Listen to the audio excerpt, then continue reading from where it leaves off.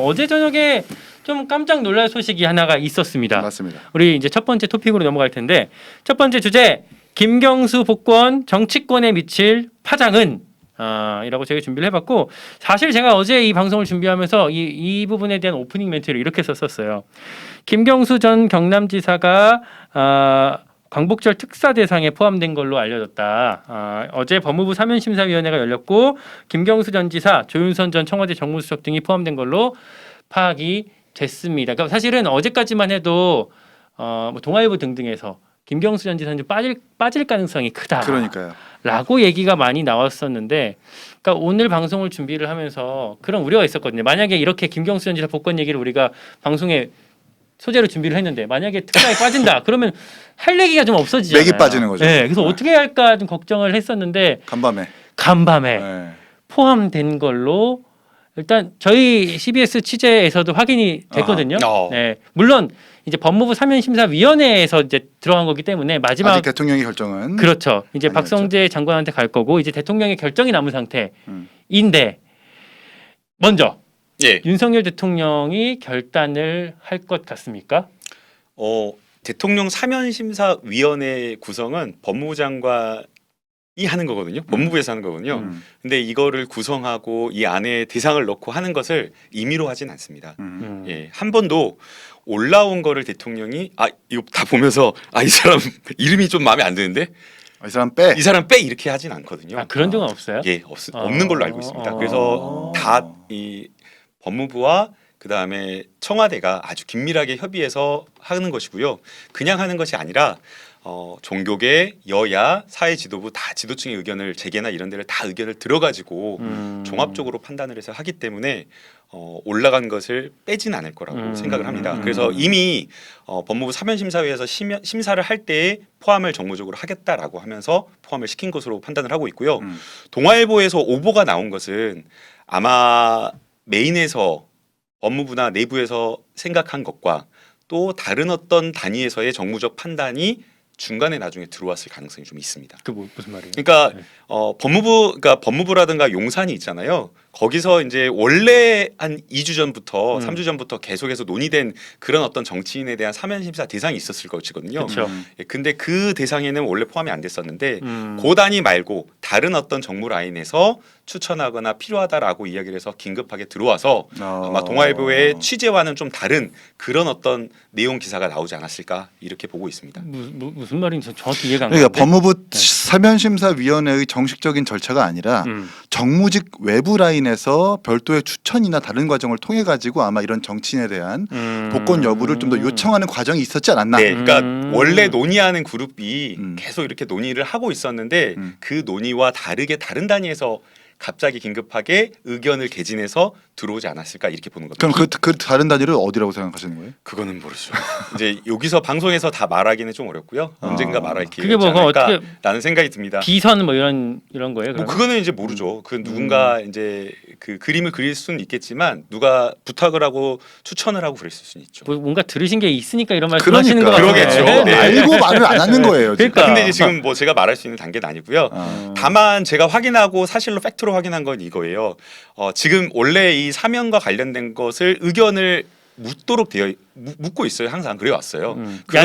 야당에만 묻는 것이 아니라 재계도 묻고 정치계도 묻고 다 묻거든요. 근데 이제 이게 사실은 법사위에서 단위에서 하는데 법사위가 그 작동이 안 된 거예요. 워낙 첨예하게 이제 충돌하고 대립하고 있어서 그래서 이제 그 사면심사위원회가 열리는 그 스케줄을 맞춰 보면 야당에서 월요일까지는 적어도 전달을 했어야 되는데 그게 전달이 안 돼가지고 용산에서 이제 야당의 모 의원님을 통해 가지고 왜 전달 안 해주냐라고 해가지고 긴급하게 화요일날 오전까지 전달한 걸로 알고 있어요. 이거 특종인데? 특종은 아닙니다. 뭐 별거. 단독 아닙니까 이거? 그러니까 일단 법사위에서 오래 활동하셨기 때문에 그 메커니즘을 알고 아시는 것 같고. 근데 야당에서 그러면 결국에는 김경수 지사 복권을 해주십시오라는 의견을 전달했다는 거군요. 그것까지는 모르겠어요. 그것까지는 제가 모르겠고요. 거기까지 나아갈 수가 없는 거야 지금. 그것까지는 제가 말씀 못 드리지만 그러니까 야당의 추천이나 이런 것들이 원활하게 저희가 하지는 못했어요. 협상하고 말씀을 드리는 거 못했던 것 같아요. 그 시점을 아주 편하게 하진 못했지만 어쨌든 나름대로의 접촉과 소통이 있었던 거는 맞는 걸로 알고 있다. 네. 라는 말씀. 쉽지는 않았던 거죠. 제가 알고 있기로는 사면심사위원회가 상시적으로 대통령실과 소통을 하고 있는 걸로 알고 있어요. 그렇죠. 그러니까 당연하죠. 기본적인 그러겠죠. 절차가 사면심사위원회에서는 추천을 받아가지고 대통령실에 재가를 맡는 뭐 이런 식이지만 상시적으로 이렇게 소통을 하면서 이 사람은 넣어야 된다, 저 사람은 넣어야 된다, 죄질이 어떻다 만다라는 소통을 끊임없이 하고 있는 것으로 알고 있기 때문에 이제 김경수 전 지사에 대한 이런 복권 논의가 이렇게 본격적으로 나온 걸로 알고 있습니다. 네, 그렇습니다. 제가 방금 들었던 말씀 중에 이게 왜 이게 뭐랄까 자꾸 생각이 났냐면 그런 워딩이 있었어요. 이제 대통령실 관계자 발인가요? 김경수 지사 관련해서 민주당 쪽에서 자꾸 요청이 없어서 우리가 그 정확히 검토를 못 하고 있는 거다 이런 언급이 나온 적이 그렇지는 있었는데. 않아요. 저희는 공개적으로 많이 이야기를 했었죠. 지난번에 사면이 되었을 때 복권을 안 시켜줘가지고 왜 사면하면서 복권을 안 시켜주냐. 일부러 지금 그 뭐 정치 활동을 못하게 하려고 하는 거 아니냐. 복권 좀 따라오게 당연하게 좀 해줘야 되는데 너무 지나치다. 시간도 상당히 많이 흘렀는데 좀 탕평 차원에서 해달라고 했는데 일부러 거기만 싹 빼놔가지고 공개적으로 계속 요구를 했었죠. 그래서 오히려 좀 이상하다라고 보고 있었습니다. 또 하나 제가 또 한번 예. 주목했던 부분 중에 하나가 이번에 사면에 일단은 확인된 거는 저 김경수 전 지사 그리고 조윤선 전 저 정무수석 정도까지가 이제 드러나 있고 안종범. 또 일부 보도를 보니까 뭐 안종범, 현기환 뭐 이제 박근혜 정부 시절에 국정농단 사태로 이제 옥고를 치렀던 이 사람들까지 같이 포함이 돼 있다라는 얘기들이 좀 같이 흘러나오고 있는데 어떤 면에서 보면 그러면 이 여권에 박근혜 정부 때 활약했던 사람들을 사면 복권하기 위해서 김경수 지사 한 명을 딱 이렇게 바터를 한 거 아닌가 이런 생각도 들던데 어떻게 그렇게 충분히 해석할 수 있고 저는 김경수 지사 입장에서도 본인은 원하지 않는 복권이 아닌가? 지난번 사면 때 이 사면 직후 이제 가석방 직후에 인터뷰를 하면서 뭐라고 하셨냐면 원하지 않는 선물을 받은 기분입니다라고 말씀하셨던 거예요. 그 말인즉 여전히 김경수 지사는 이 드루킹 혐의에 대해서 부정하고 있는 입장이에요. 그런 의미에서 봤을 때 이번 복권도 뭔가 민주당의 요청이 없었다면 본인이 지금 거부하는 복권일 것이기 때문에 네, 이건 아마 정말 일각에서 얘기하는 호사가들이 얘기하는 야권 분열용 카드로 쓰일 수도 있겠다라는 생각이 듭니다. 오늘 특히 친명의 좌장이라고 하는 그 정성호 의원님께서 모 인터뷰에서 아니 민주당 인사임에도 불구하고 이걸 야권 분열용 카드로 정의를 하고 계시더라고요. 이건 어떻게 우리가 해석을 해야 할 것인가? 저는 의문입니다. 이제 정성호님과 조금 생각이 달라요. 약간의 긴장은 돌 수 있지만 과연 그게 민주당의 분열 카드가 될까? 그러니까 그 이낙연 대표님처럼 지지자 간에 그 후보가 이재명 대표님의 후보나 이런 것들을 후보로서 인정하지 않고 갈등이 그렇게 지속이 된다면 분열 카드가 되겠지만 그게 아니라 건강한 경쟁을 한다라고 한다면 오히려 민주당을 확장시키는 카드가 될 거라고 생각하거든요. 지금 저희가 전당대회 치르는데 대표가 이제 대표 경선이 너무 이렇게 뭐 재미가 없다 보니까 관심도 안 가고 뉴스 보도도 안 나오고 그 다음에 투표율도 저조하잖아요. 근데 대선 경선도 그러면 사실은 이게 너무 재미가 없거든요. 그래서 오히려 활발하게 경쟁하면서 선의의 경쟁을 하면서 지지자 간에도 크게 싸우지 않고 갈라지지 않는다라고 한다면 오히려 외연을 확장하고 표를 끌어올 수 있는 그 카드가 될 수 있기 때문에 분열 카드로 작동하지 않을 수 있다라고 생각이 되고요. 그 말씀을 근데 저는 이제 김남국 전님께서 하시니까 예. 뭐 상대 안 되는데 뭐 이런 느낌으로 들리는데 맞아요. 이제 그것도 약간 그것도 이제 또 맞대. 약간 그것도 이제 깔려 있는 거죠. 그러니까 이제 사실은 굉장히 위협적인 후보다라고 하려면 지금으로는 아직 김경수 지사님께서 대선 물론 이제 지지율 이제 뭐 여론조사 이런 게 잡혀봐야 되지 알겠지만 과거의 어떤 그 여론조사 데이터를 보면 5% 7% 안 나왔거든요. 지금 이제 뭐 이재명 대표님의 어떤 지지율은 너무 압도적이기 때문에 당장 3년 동안 김경수 지사님이 어떤 정치적인 활동을 한다고 하더라도 그 이재명 뭐 대표가 보였던 여러 가지 정책 메시지, 정책, 그래서 대선 후보로서의 어떤 비전이나 이런 것들을 뛰어넘는 게 쉽지는 않을 거다. 그래서 좀 다만 나쁘지 않다고 봐요. 김경수 전 지사한테 지금 주목되는 포인트가 결국에는 네. 당장의 지금 김경수 개인의 어떤 인지도나 어떤 그런 영향력보다는 친문의 구심점이 될 수 있느냐 이런 거잖아요. 그러니까 이를테면 문재인 전 대통령이 대선 후보 시절에 김경수 전 지사는 당시에 수행을 맡았던 그러네. 김남국 전 의원께서 이재명 대표 대선 후보 시절에 수행을 했던 것처럼 네. 이재명 김남국처럼 문재인 김경수인 거잖아요. 그렇지 않나요? 구도가 그렇게 되는 거예요. 그렇게 되는 거예요? 그러니까 그러다 보니 네. 지금 약간 사분열되고 명확히 좀 메시지를 못 내고 있는 친문의 그런 흐름들을 김경수 전 지사가 흡수할 수 있는 것 아니냐. 저는 거기에 대해서도 부정적이에요. 이미 저는 그 역할을 하고 있는 사람이 있다. 누구예요? 조국 교수님. 조국. 네, 이미 거기로 가 있어요.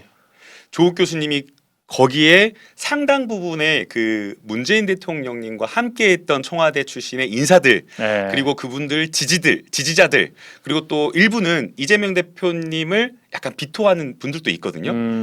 소위 말하는 이제 친문 이낙연 대표님을 또 지지하기도 하고 약간 그런 분들이 있어요. 그런 분들이 또 조국 대표님과 또 많이 또 합류해 있어서 조국 대표님께서 가지고 있는 그 상징성을 상당 부분 아까 말씀하신 친문을 결집시키고 뭔가 구심점 역할을 하는 역할을 바깥에서 물론 민주당 내에서 하는 것과 바깥에서 하는 것은 다르지만 바깥에서 이미 조국 교수님이 그 역할을 하고 있기 때문에 김경수 지사님께서 나와서 정치 활동을 한다고 하더라도 양분돼 가지고 높지 않게 근데 사실 그 역할을 하려면 네. 민주당 안에서 해야 되는데 조국 대표도 조국 혁신당으로 밖에서 하고 있고 이낙연 대표님도 사실 지금 새로운 미래에서 따로 하고 있어서 그건 큰 의미가 없는 것 같아요. 만약에 정말 그런 역할을 할 거면 민주당 안에서 해야 되는데 이번 전당대회 장면만 봐도 그 김두관 후보가 전당대회 연설 중에서 박용진 후보와 임종석 후보를 거명할 때 당원들에게 큰 야유를 받았다는 것 아닙니까? 그러니까 당원들도 그렇고 지금 민주당의 전체 정치인들도 그렇고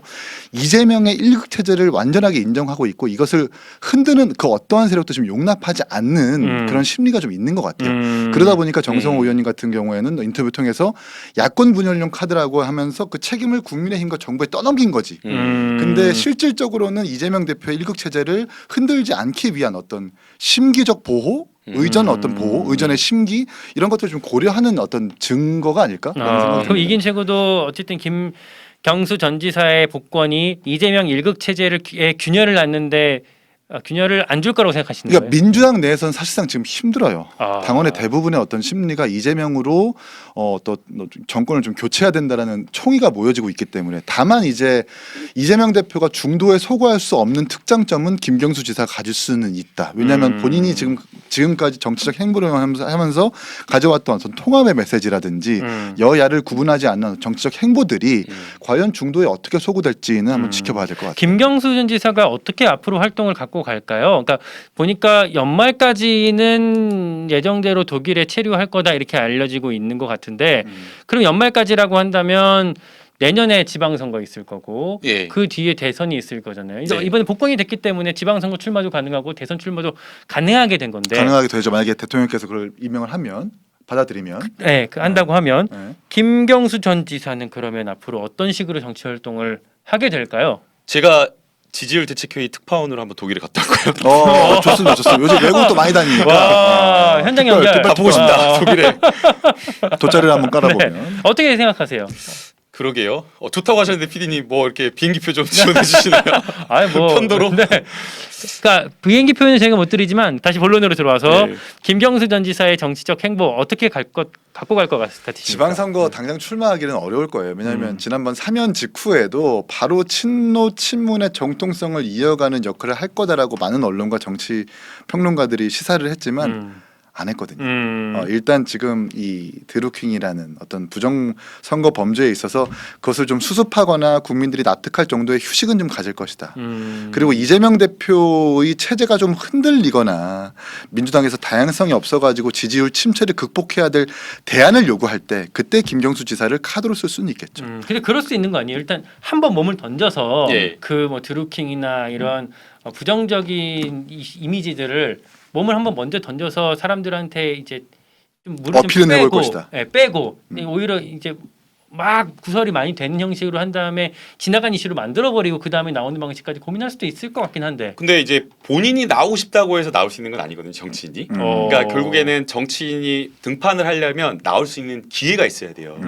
그러면 그 기회라고 하는 것은 결국에는 정치인이 나올 수 있는 기회는 선거거든요. 근데 지금 가깝게 저희가 생각할 수 있는 것은 지방선거인데 지방선거 나와버리면 대선을 뛸 수가 없잖아요. 그러니까 그렇지. 지방선거는 고려할 수가 없어요. 그렇죠. 그럼 당장 가깝게 생각할 수 있는 선거라고 하는 것은 재보궐 선거밖에 없고 몇 개 이렇게 나오지 않는 재보궐 선거에서 과연 공간이 열릴 수 있느냐?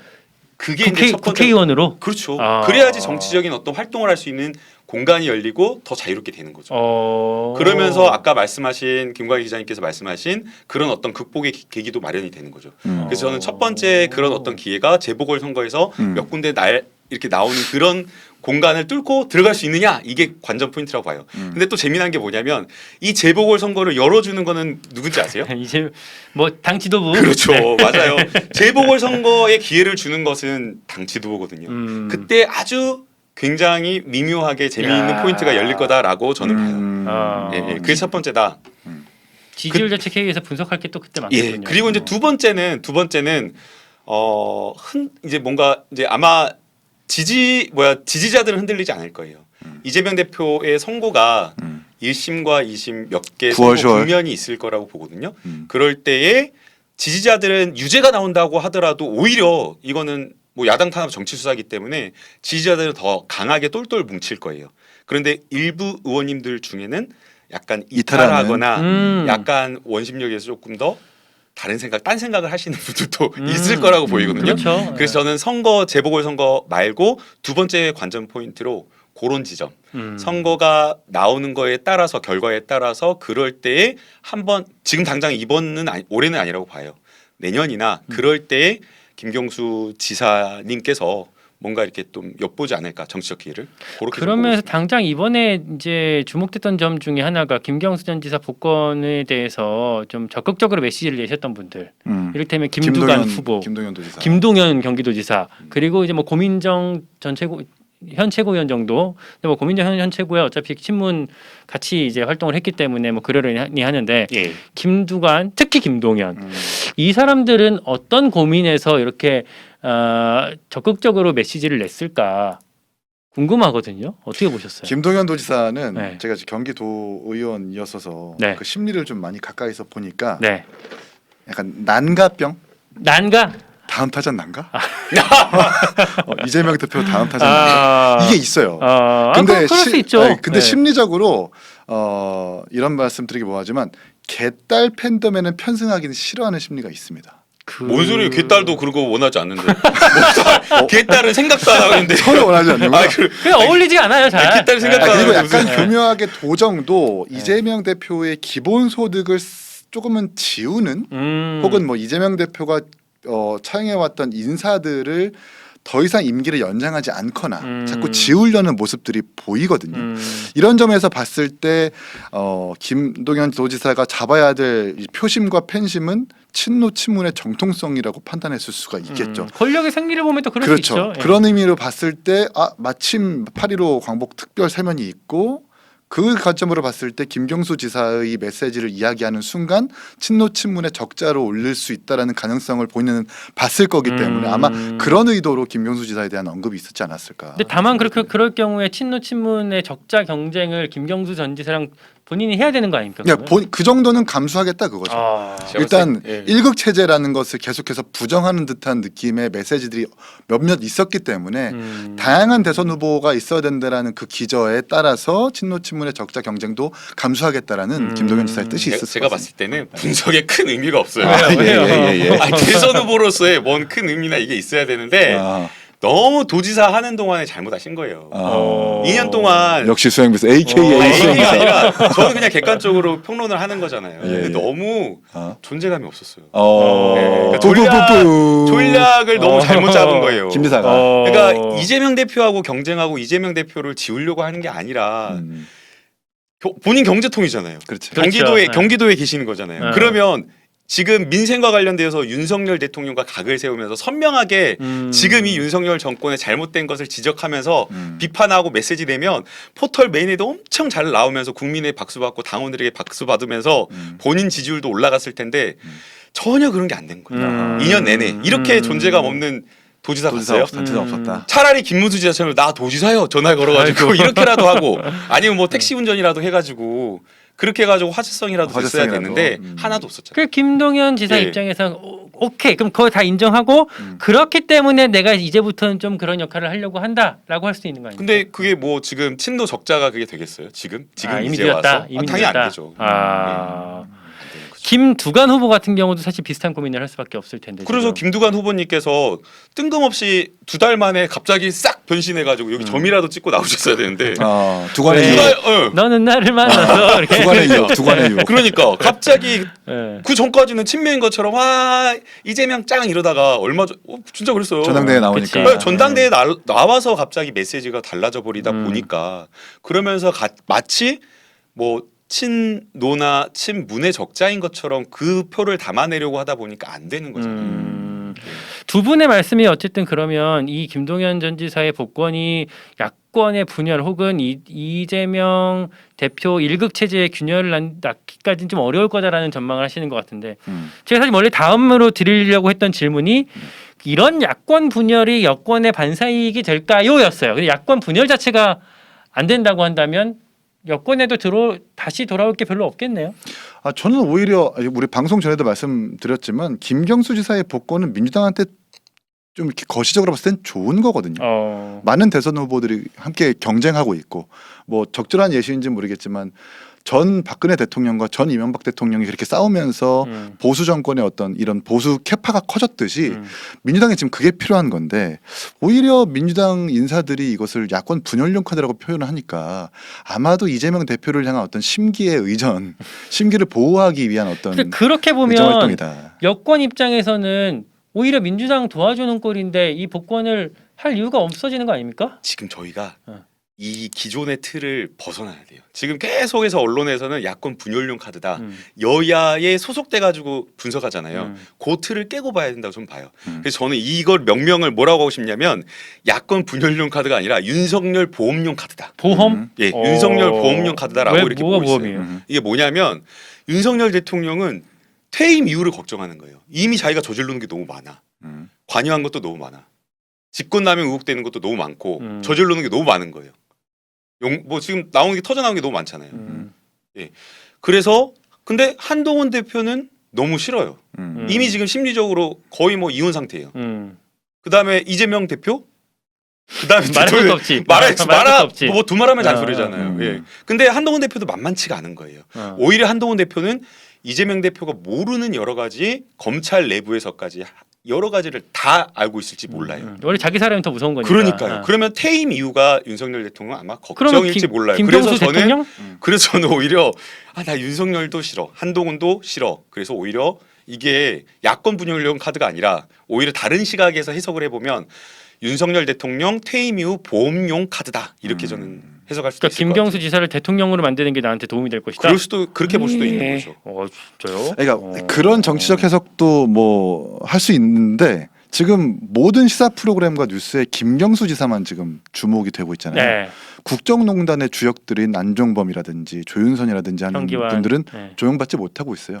그런 의미에서 봤을 때 블러핑식으로 김경수 지사 복권하면서 이 국정농단 주역들을 뒤로 이렇게 사면 복권해준다라는 그 의도였다면 성공한 정부의 이 대책이겠죠. 그렇잖아요. 지금 국정농단의 과거 같았으면 당장 사면 복권하지 말라고 야권에서 들고 일어났었어야 되는 거예요. 그런데 지금 그런 메시지도 없이 김경수 지사한테만 주안점이 맞춰져 가고 있잖아요. 그렇다고 한다면 이것을 만약에 정부가 의도했다면 성공한 정책인 거죠. 성공한 대책인 거죠. 네. 그러니까 사실 지금 안종범, 현기환 이제 이런 사람들이 대상에 포함되는지는 명확히 확인이 되지는 않고 있는 상황이긴 합니다만 만약에 그럴 경우 이 부분도 사실 우리가 같이 주목해봐야 되긴 맞아요. 하겠네요. 저희가 거기에 대한 비판도 놓치지 않고 가야 그럼요. 되는 네, 거죠. 맞아요. 왜냐하면 사실 윤석열 대통령과 지금 한동훈 대표가 대부분을 수사해서 처벌한 거잖아요.